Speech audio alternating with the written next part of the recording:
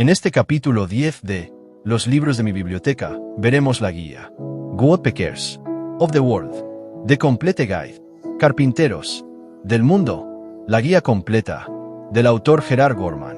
Características: autor Gerar Gorman. Idioma: inglés. Número de especies tratadas: 239. Número de tomos publicados: 1. Número de láminas: 750 fotos a color.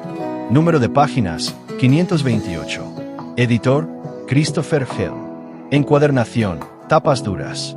Medidas: alto 25 centímetros, ancho 18 centímetros. Tipo de papel: brillante. Fecha de edición: 2014. Opinión: excelente publicación, tanto por sus imágenes y textos descriptivos, como por su presentación. Exhaustiva y completa información.